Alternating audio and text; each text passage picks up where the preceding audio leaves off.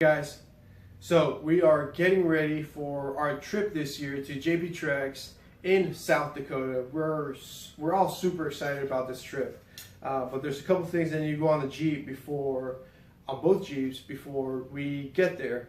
And here are a couple of the things. I built these double adjustable control arms, front upper control arms for Kylie's Jeep. Right now she has the stock control arms and they're doing their job, but some of the bushings have dry rot, and I said, look, we're not going to replace those, let's just upgrade. And this is what we came up with. For communication, her Jeep doesn't have a CB radio, so we'll be using the Cobra CB radio given to us by Jesse Spencer. Thank you, sir. We're going to put it to good use. We got the cable for it as well. Out of the same radio, I can't hear a damn thing coming out of this little speaker. Alright, so in hope for me being able to listen to all the traffic that comes out of there, I got myself this little speaker out of Amazon. It was pretty cheap. If I can hear all the traffic, then Kylie will definitely be able to hear. If she likes it, then I'll get her one for her own Jeep.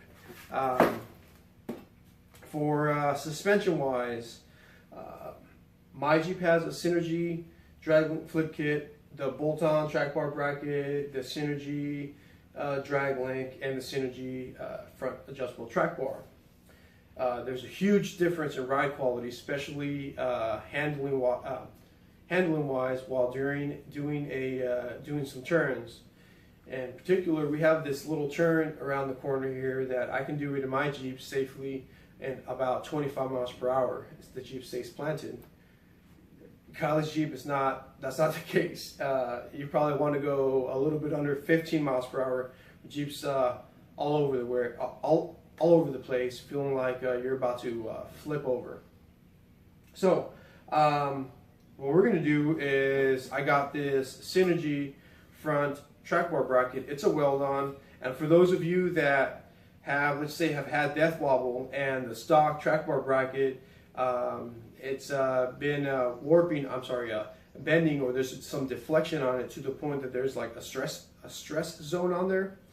This is a good opportunity to jump to one of these, because you can actually use it in the stock location for the time being, and then whenever you feel like you're ready for the driving flip kit, whatever brand you decide to get, then guess what? You can use these adjustments right to your advantage, and guess what? You already had it welded onto your Jeep.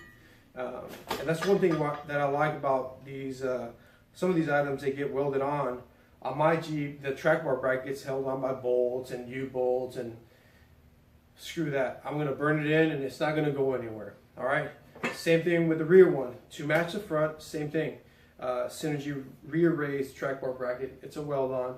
Right now she has the whatever came with the zone kit, and that thing has about 15 damn bolts. It has like 4 little bolts that it's a pain in the butt to remove, to tighten up whenever you're doing retorque and everything. So we're going to remove that because it was also coming in contact with the rear shock, and this one's going to bring it in a little bit closer and higher. So eliminating that problem. The drag link flip kit for her Jeep, we decided to be a little bit thrifty, since our trip from North Carolina to South Dakota is not going to be the cheapest one, right? So we're over here penny pinching, still getting the job done, and instead of getting the Synergy drag link, we opted for the right-hand drive, and this is like a budget drag link flip kit that anyone can do. It's just you need the right part number, and I'll put it in the description here. This is a right-hand drive stock drag link. It's made by Crown Automotive. I got this one from Amazon. I get everything from damn Amazon. They're awesome. I got the turnbuckle that goes here, the tie rod that goes into the pitman arm, and this was actually a AutoZone brand. It has a lifetime warranty.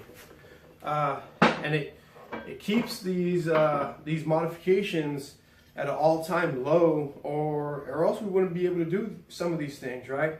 I'm not rich, so we try to be thrifty as low as possible, but obviously not something that we're going to regret putting on there like day one of us hitting the trail. All right, and I couldn't leave my Jeep without any upgrades. So what I decided to do was at least upgrade the track bar bracket bushings. The original track bar, adjustable track bar from Synergy, they came with Heim joints on one end, on the adjustment end, and a poly bushing, something like this, on the frame side. And mine are pretty shot at this point. They've been in there for almost 2 years, which I think is great. But so now you can upgrade with their dual durometer bushing on the adjustment side, and that's what we got Kylie, because I've had some fails here in the garage, project-wise, where it's just a dead end, all right? And one of them was trying to upgrade her zone track bar bracket, cutting the ends off and putting the Johnny joint ends. There's nothing wrong with those ends, the Johnny joint ends. It's just the track bar bracket wasn't worth coming back to life. So I decided to scrap it. I'll save the ends, and then we're going to upgrade her track bar bracket, her track bar, to the new Synergy one. It's made out of the same material. However, it comes with the dual durometer bushing on the adjustment end and on the frame side. So they completely got rid of the poly bushing. All right. So if you do have the Synergy track bar, you can replace that poly bushing for the dual durometer bushing. And the guys at Synergy sent this out for me to remove the poly bushing and press this one in on the frame side, which I'm pretty excited. And obviously, if Kylie's watching this, she thinks I only got a Synergy t-shirt for myself, but I got my Jeep Honey a little something. If she watches the end of this video, then I'll give it to her. If not, then I'm just gonna save it for Liana or something.